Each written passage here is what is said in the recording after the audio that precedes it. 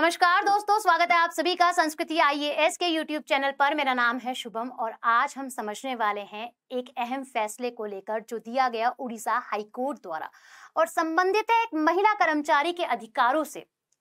एक महिला अधिकारी जो सरोगेसी के जरिए मां बनती हैं और अपनी मैटरनिटी लीव लगाती हैं, अपने अधिकारों की बात करती हैं। हालांकि इसे खारिज कर दिया जाता है उड़ीसा राज्य सरकार द्वारा। आइए जानते हैं क्या है पूरा का पूरा मामला और समझते हैं क्या फैसला इस पर दिया गया। ये मामला जुड़ा है सन 2020 से एक महिला अधिकारी जिनका संबंध उड़ीसा वित्त सेवा से है।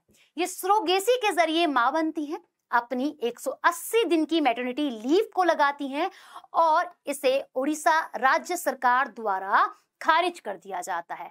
पर एक तर्क जरूर दे दिया जाता है उच्च अधिकारियों द्वारा कि यहां मैटरनिटी के लिए प्रावधान तो है, पर सरोगेसी से बनी मां के लिए कोई प्रावधान नहीं है।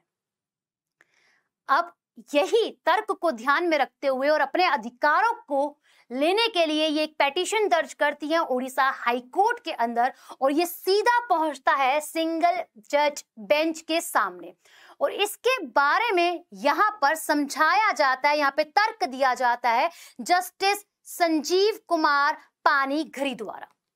इस बेंच में एक फैसला दिया जाता है जो कि अति महत्वपूर्ण है हमारे एग्जाम के दृष्टिकोण से। ये कहा जाता है कि जो भी महिला व सभी महिलाएं जो सरोगेसी से मां बनती हैं उन्हें सामान्य अधिकार दिया जाए, अन्य महिलाओं की तरह उन्हें मैटरनिटी लीव दी जाए, उन्हें अन्य लाभ दिए जाए। दूसरा, इसमें यह कहा जाता है कि जो भी महिला अपने बच्चे को एक नेचुरल जन्म देती है, साथ ही कोई बच्चा अडॉप्ट करती है तो उन्हें मैटरनिटी लीव दी जाती है। इन्हें अगर मैटरनिटी लीव नहीं दी गई तो यह गलत होगा। हमारा संविधान का अनुच्छेद 21 भी यही कहता है कि जीवन का अधिकार चाहे वो मां से जुड़ा हो व उसकी संतान के पूर्ण विकास से ही क्यों ना जुड़ा हो। अब सरकार को यहाँ पर सामान्य अधिकार देना है, इसलिए यह फैसला सुनाया जाता है। अब इस फैसले के जरिए यहाँ पे कुछ अधिनियम है जो हमें ध्यान में रखने हैं, जैसे कि ये मैटरनिटी अवकाश जब दिया जाता है और इसकी अवधि के बारे में अगर हम बात करें तो इसे दुगुना कर दिया गया और दुगुना करके 26 सप्ताह कर दिया गया है। साथ ही अगर कोई महिला अपने घर से कार्य करना चाहती है तो उसे सूझबूझ के साथ अवकाश और घर से कार्य दिया जाए, साथ ही ये इसके अंदर शामिल भी है, मौजूद भी है। अब समझते हैं किस प्रकार मैटरनिटी लीव को दिया जाता है। अगर कोई मां किसी बच्चे को एडॉप्ट करती है तो उसे 12 सप्ताह के लिए, 12 हफ्ते के लिए अवकाश दिया जाएगा, छुट्टी दी जाएगी।